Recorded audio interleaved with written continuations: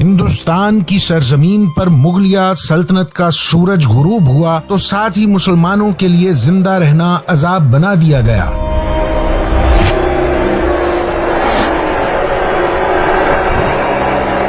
ان کی معاشی اور سماجی زندگی اس حد تک متاثر ہوئی کہ وہ اپنی صدیوں پرانی شناخت بھی کھونے لگے۔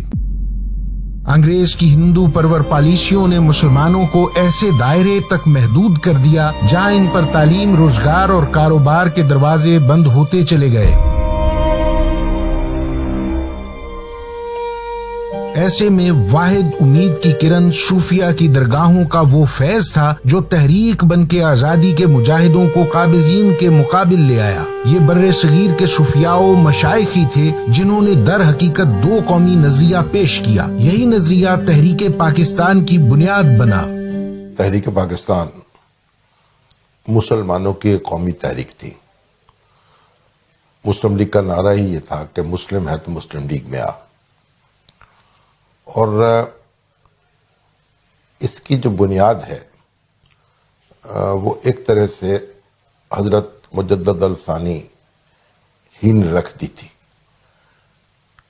ان کو بجا طور پر دو قومی نظریے کا بانی کہا جاتا ہے، کیونکہ انہوں نے مسلمانوں کے علیحدہ تشخص پر زور دیا اور ریاست کا اسلامی کریکٹر جو ہے اس کو واضح کرنے کے لیے تلقین کرتے رہے، اور ان کی مساعی سے پھر تاریخ جو ہے آگے بڑھتی ہے، اور جب ہمیں غلامی سے دوچار ہونا پڑا تو ظاہر ہے کہ اس وقت مسلمانوں کی حکومت تھی بر صغیر پر، تو بنیادی طور پر مسلمانوں کی حکومت ختم ہوئی اور اس کے بعد انگریزوں نے اپنا تسلط قائم کیا۔ تو مسلمان قوم جو تھی، جس میں علماء بھی شامل تھے، جس میں عام آدمی بھی شامل تھے، جس میں مشائخ بھی شامل تھے، سب کو ایک طرح کا احساس محرومی جو تھا وہ ہوا، اور جب ووٹ کی طاقت سے آئندہ مملکت کو چلانے کی بات کی گئی اور انگریزوں نے آنے کے بعد یہاں پہلی بار بلدیاتی انتخابات کرائے اور کہا کہ مملکت کا جو نظام ہے وہ اس کی بنیاد ووٹ ہوں گے، تو پھر مسلمان تو یہاں اکثریت میں نہیں تھے، انہیں احساس ہوا کہ ہم تو مستقل طور پر محکوم ہو جائیں گے، اور یہ پھر ڈیولپ ہوتے ہوتے جداگانہ انتخاب کا مطالبہ کیا گیا، پھر مسلم لیگ کی تنظیم جو ہے وہ قائم ہوئی، اور پھر اب یہ جو ابتدا میں علماء ہی ہمارے سیاسی رہنما بھی ہوتے تھے اور وہی سیاست کو لیڈ کرتے تھے۔ ایک الگ وطن کا تصور قلب مسلم کو بے چین رکھنے لگا تو اس قیادت کی ضرورت بھی محسوس ہوئی جو اس تصور کو تصویر بنانے میں بنیادی کردار ادا کرتا، بکھرے ہوئے مسلمانوں کو پھر سے متحد کرتا، انہیں کھوئی ہوئی ہمت اور حوصلہ دوبارہ پھر سے لوٹا دیتا۔ یہ وہ وقت ہے جب انگریز کے تعلیم یافتہ محمد علی جناح کانگریس کا حصہ ہیں۔ قائد اعظم جب برطانیہ چلے گئے تو اس میں قائد اعظم جہاں ٹھہرے ہوئے تھے لندن میں، جس فلیٹ میں، وہاں قائد اعظم کا یہ کہنا ہے کہ نبی کریم صلی اللہ علیہ وسلم تشریف لائے اور حضور نے حکم فرمایا کہ تم فوراً بر صغیر چلے جاؤ۔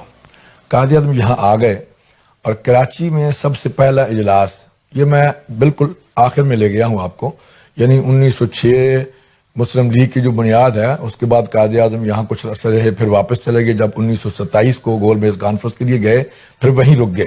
اس کے بعد ڈاکٹر اقبال اور نواب لیاقت علی خان اور دیگر اکابرین جو ہیں، نواب بہادر یار جنگ وغیرہ، ان کے پاس جاتے رہے کہ واپس آئیں، لیکن وہ نہیں آتے تھے۔ اب جب یہ معاملہ ہوا تو قائد اعظم فوراً واپس آ گئے۔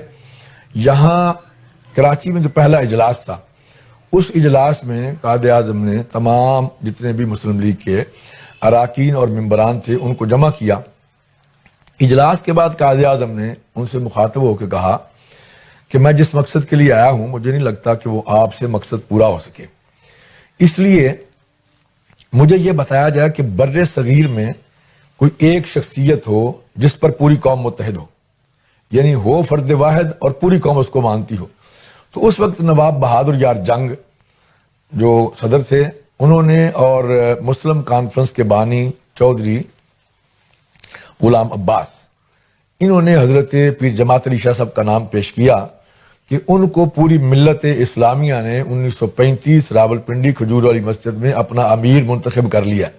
تو قائد اعظم نے کہا کہ میں ان سے ملنا چاہتا ہوں, فوراً کو انتظام کیا جائے. جب چودھری غلام عباس صاحب آئے اور حضرت امیر ملت کی بارگاہ میں عرض کی کہ جناب قائد اعظم ملنا چاہتے ہیں, تو آپ نے فرمایا کہ وہ میرے مہمان ہیں, اگر وہ کراچی سے سفر کر کے آ رہے ہیں تو میرا بھی حق بنتا ہے میں یہاں سے لاہور پہنچتا ہوں. پھر لاہور میں ملاقات ہوتی ہے. قائد اعظم نے بیان کیا کہ جناب میں اس مقصد کے لیے پاکستان میں آیا ہوں بر صغیر میں, اور مجھے آپ کی معاونت اور مدد چاہیے. اور یہ اگر پیچھے سے ہسٹری اگر آپ دیکھیں تو آپ کو پتہ ہے کہ صوفیاء کا جو ایک سسٹم ہے وہ امن کے دائی ہیں, محبت کے دائی ہیں, امن کا پیغام دینے والے ہیں, محبت کا پیغام دینے والے ہیں. تو حضرت امیر ملت پیر جماعت علی شاہ صاحب کو جب قائد اعظم نے یہ بات کہی تو انہوں نے فرمایا کہ آپ فکر نہ کریں, اب آپ آرام سے بیٹھیں, آپ میرے پاس آئے ہیں اور یہ میرا کام ہے, چونکہ میرے کئی لاکھ سے زیادہ مریدین ہیں. پھر آپ نے سب سے پہلے تو یہ کیا کہ بر صغیر کے 475 آستانے جو تھے بڑے بڑے مشائخ ان کو خط لکھے اور ان کو جمع کیا. اس میں سب سے پہلے پیر آبان کی شریف جو ہے وہ علی پور شریف میں حاضر ہوئے. ایک تفصیلی بات ہے, میں اس پہ اس وقت عرض نہیں کرتا. تو وہ سب سے پہلے حاضر ہوئے. پھر آپ نے باقیوں کو بھی جمع کیا اور ان کو آپ نے جو الفاظ فرمایا کہ وقت نیست در حجرہ نشینی بیکار, یعنی اس وقت حجروں میں بیٹھ کے اللہ اللہ کرنے کا وقت نہیں ہے, میدان عمل میں نکل کے کام کرنے کا وقت ہے. تو پھر تمام مشائخ جو ہے وہ بھی متحد ہو کے نکلے اور یہ ایک تحریک جو ہے وہ بن گئی. دوسری جانب اقبال ہیں جو کبھی متحدہ ہندوستان کے لیے نغمہ سرا ہیں تو کبھی انگریز کو ذرا ہمدرد پاتے ہوئے اس کی چال بازیوں میں آ جاتے ہیں. پھر وقت گزرتا ہے اور اقبال حضرت امیر ملت سید جماعت علی شاہ رحمۃ اللہ علیہ کی فکری بلندیوں سے آشنا ہو کر وہ سمت پا جاتے ہیں جہاں بھٹکنے کا کوئی سوال ہی نہیں. پھر صوفی کی کرامت ہوتی ہے اور وہ جناح جو مسلمانوں سے مایوس ہیں مسلم لیگ کی قیادت سنبھال لیتے ہیں. پھر جناح کی قیادت پر وہ خاص لابی سوالات اٹھاتی ہے جو انگریز نواز بھی ہے اور مغرب پرست بھی. یہ وہی لوگ تھے جو پاکستان بنانے کو گناہ عظیم سے عبارت کرتے رہے. صوفیاء کرام نے, مشائخ اعظام نے, علماء کرام نے, علماء حق و علماء کرام نے تحریک پاکستان میں بے مثال ان کی قربانیاں ہیں. انہوں نے مالی, جانی, بدنی قربانیاں دیں اور قائد اعظم کے ساتھ وہ آ کے کھڑے ہو گئے. اور پھر 1946 میں جو بنارس کانفرنس ہوئی جہاں پہ محدث کچوچوی رحمۃ اللہ علیہ, پیر جماعت علی شاہ, پیر زکوڑی, پیر برچونڈی, یہ سارے مشائخ جہاں پہ اکٹھے ہوئے تو انہوں نے یہاں تک کہہ دیا کہ اگر مسلم لیگ خدا نخواستہ نظریہ پاکستان سے یا پاکستان کے مطالبے سے دستبردار بھی ہو جائے تو ہم پھر بھی لے کے رہیں گے پاکستان, بن کے رہے گا پاکستان. اور پھر انہوں نے یہ ثابت کیا اور قائد اعظم کے ساتھ وہ کھڑے ہو گئے اس دور میں جب ہندو مسلم بھائی بھائی کے نعرے لگ رہے تھے اور کچھ جو مسلم رہنما تھے وہ بھی ہندو کے جال میں پھنس گئے ہوئے تھے بری طرح سے. قائد اعظم سے لوگ آشنا بھی نہیں تھے. پھر اسی دور میں قائد اعظم پر کفر کے فتوے بھی لگے, یہ آپ کے سامنے ریکارڈ پر بھی موجود ہے. اور قائد اعظم کو یہودیوں کا ایجنٹ کہا گیا, انگریزوں کا ایجنٹ کہا گیا, داڑھی منڈا کہا گیا اور کیا کچھ نہیں کہا گیا. لیکن ایسے دور میں حضرت امیر ملت جب قائد اعظم کے پلڑے میں اور مسلم لیگ کے پلڑے میں انہوں نے اپنا وزن ڈال دیا تو مسلم لیگ اور قائد اعظم جو ہے ایک عوامی شخصیت بن گئے اور لیڈر بن گئے. حالانکہ ان کو کوئی لیڈر نہیں ماننے کے لیے تیار تھا کیونکہ وہ ان کی زبان بھی نہیں تھی عوامی.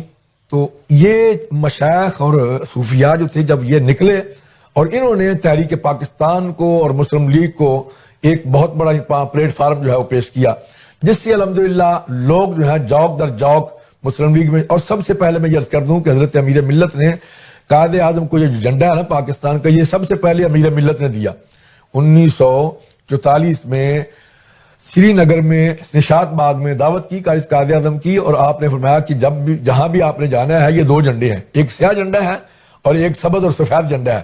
جہاں بھی آپ نے جانا ہے یہ دو جھنڈے لے کے جانے ہیں, چھوٹے چھوٹے آپ نے بنوا کے دیے.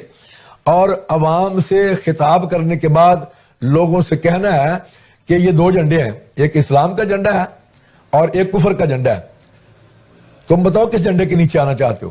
لوگ کہیں گے کہ اسلام کے جھنڈے کے نیچے آنا چاہتے ہیں، پھر آپ نے کہنا کہ یہ اسلام کا جھنڈا جو ہے یہ مسلم لیگ کا جھنڈا ہے اور یہ ہمارے ہاتھ میں ہے، اور کفر کا جھنڈا جو ہے کانگریس کا جھنڈا ہے۔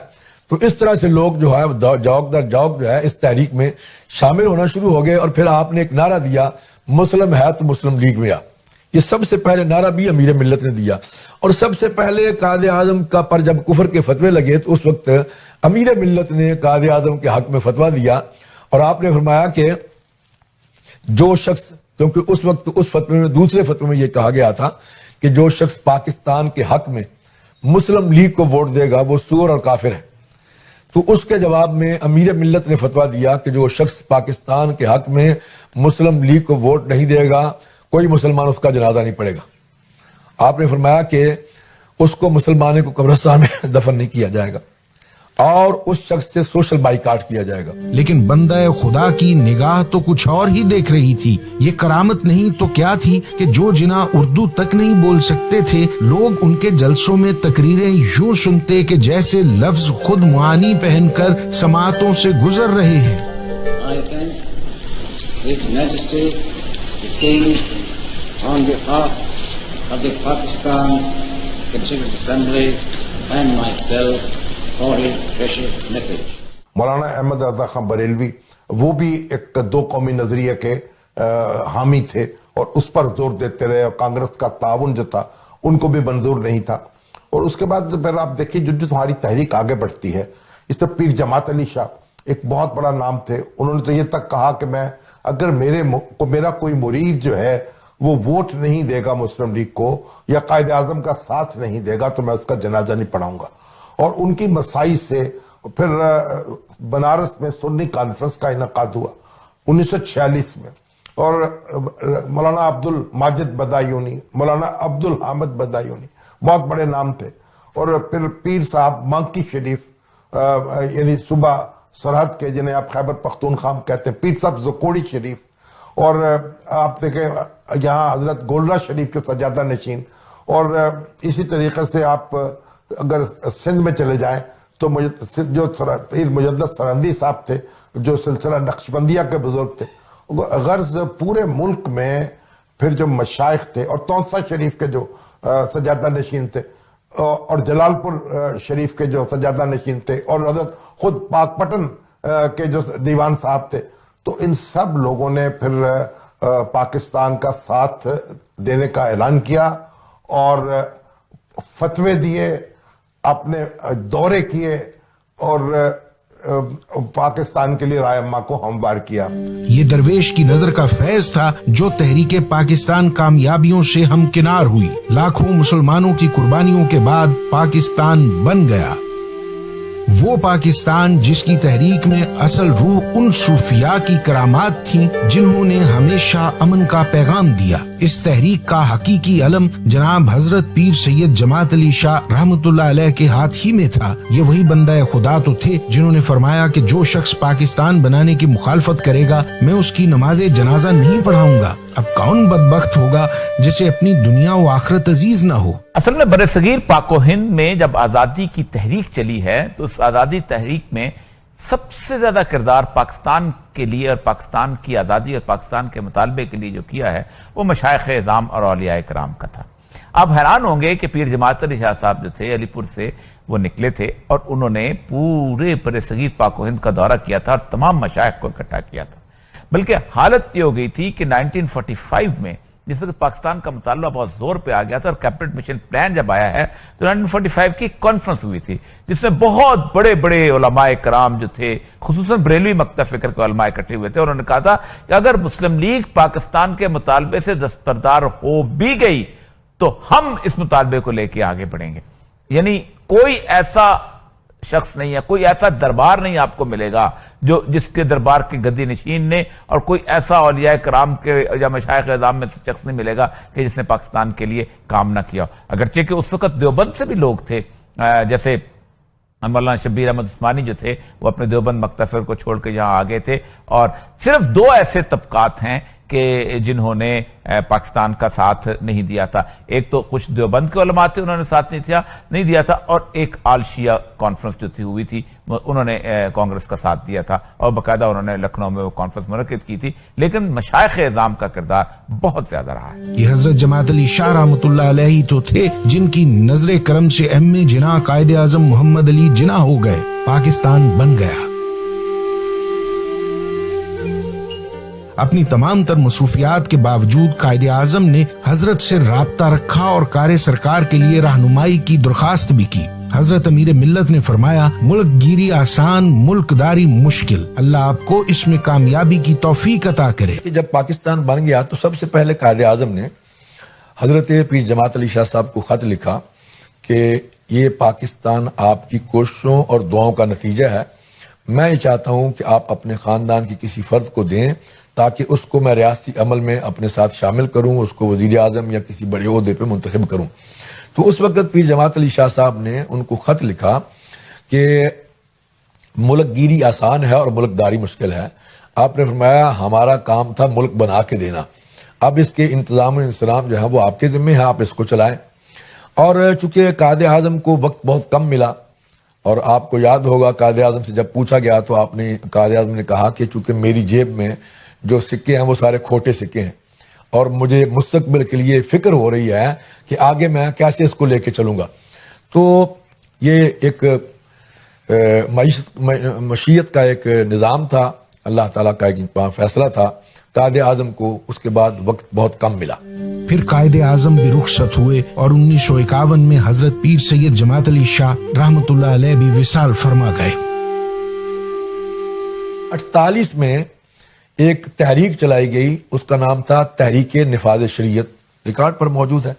اس میں حضرت امیر ملت پیر جماعت علی شاہ صاحب اور علامہ عبدالستار خان نیازی اور دیگر اکابرین ملت اسلامیہ اور مشائخ جو ہیں وہ نکلے. لیکن اس کے 1.5 سال بعد حضرت امیر ملت کی وفات ہو گئی.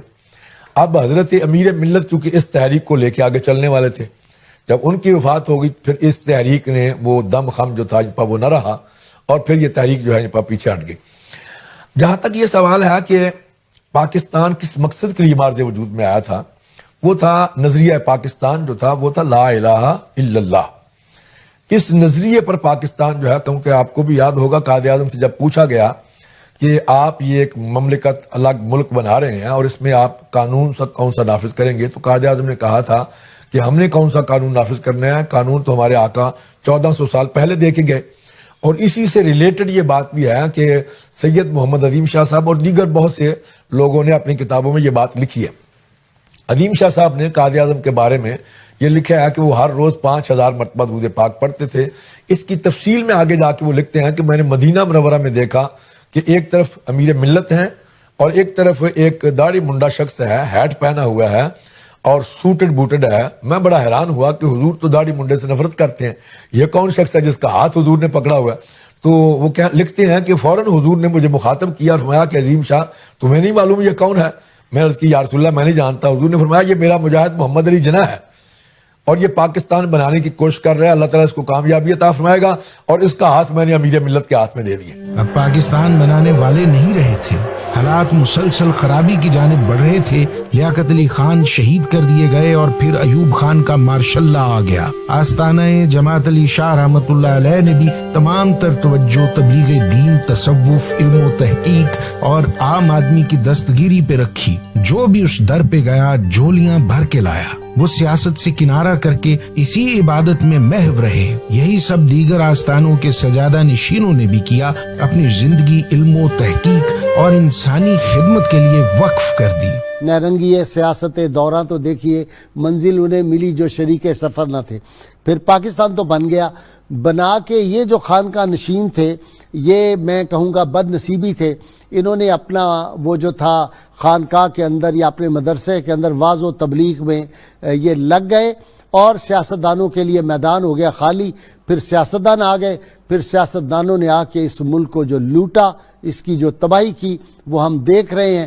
سیاست کا کھیل ایسا بگڑا کہ اسے صاحبان فکر نے آلودگی گردانتے ہوئے مستقل کنارہ کی رکھا. بات تھی بھی درست لیکن اس صرف نظر سے ملک مسلسل مشکلات میں گھرتا چلا گیا اور پھر 1971 عیسوی میں 2 لخت ہو گیا۔ پالیسیاں ایسی بنائی گئیں کہ باقی بچے ہوئے پاکستان کو بھی محفوظ رکھنا مشکل ہو گیا۔ نئی ہزاری میں دہشت گردی کی آگ نے ملک کے کونے کونے کو جھلسا کے رکھ دیا۔ انتہا پسندی کو بھی فروغ اس لیے ملا کہ لوگ صوفیاء سے دور ہوتے چلے گئے، کاروبار حکومت سے اولیاء و صوفیاء کے جانشین الگ ہوئے، تو اس انتہا پسندی کی سوچ نے بھی تقویت پائی جس کی کوکھ سے دہشت گردی کا فتنہ پیدا ہوا۔ امن کا دم گھٹتا رہا اور فضاؤں میں بارود کی بو بھرتی رہی۔ مساجد کا احترام باقی رہا، نہ درگاہوں کا خیال۔ جس منبر سے امن کا پیغام ملتا تھا اسے لہو میں نہلا دیا گیا۔ وہ درگاہیں جہاں سے ہر خاص و عام کے لیے فیض کے چشمے جاری رہتے، بدبختوں نے ان کا تقدس بھی پامال کرنے کی جسارت کی۔ ہر جانب جیسے موت کی خوخار ڈائن زندگی کا لہو پینے کے لیے بے چین پھر رہی تھی۔ یہ سب اسی لیے تھا کہ ریاست اور اقتدار سے چمٹے لوگوں کا صوفیاء کی تعلیمات سے تعلق نہیں تھا۔ پھر چشمے فلک نے یہ بھی دیکھا کہ برسر اقتدار طبقے اور اہل سیاست کی اکثریت نے دہشت گردوں اور انتہا پسندوں کی حمایت کی۔ پاک فوج نے شبانہ روز محنت سے اگرچہ دہشت گردی کے خناس کو قابو کیا ہے، لیکن اسے جڑ سے تبھی اکھاڑا جا سکتا ہے جب پیران عظام اور اہل تصوف اقتدار کا حصہ بنے اور سیاست کی باغ ڈور بھی سنبھالیں۔ ضرورت ہے کہ حق پرست مشائخ جو باضمیر ہیں، مشائخ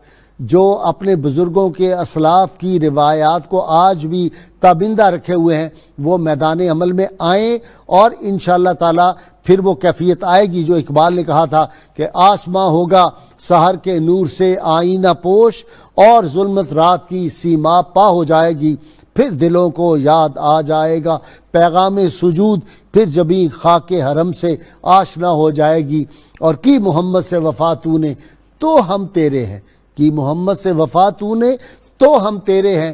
یہ جہاں چیز ہے کیا، لوح و قلم تیرے ہیں۔ اور یہ سبق جو ہے یہ خاک نشین اور جو خانقاہ نشین صحیح معنوں میں ہوتے ہیں وہی یہ کر سکتے ہیں۔ انشاءاللہ تعالیٰ وہ دن آئے گا، پاکستان دنیا کی امامت کرے گا انشاءاللہ تعالیٰ۔ وہ ملک جو صوفیاء کی کرامت سے تخلیق پایا، جسے پیران عظام کی کرامت کہا گیا، وہ ریاست جو اللہ اور اس کے رسول کی عطا ہے، وہ آج زخموں سے چور انہی صاحبان فکر کو آواز دے رہی ہے جو اس کے حصول کے لیے ہر مقام سے گزر گئے۔ وہ ریاست جسے 70 سال پہلے ایک قوم تلاش کر رہی تھی، آج وہی ریاست اپنی قوم کو ڈھونڈ رہی ہے۔ وہ ریاست ان پیران عظام کے صاحبزادگان کو آواز دے رہی ہے جنہوں نے پاکستان بنایا تھا۔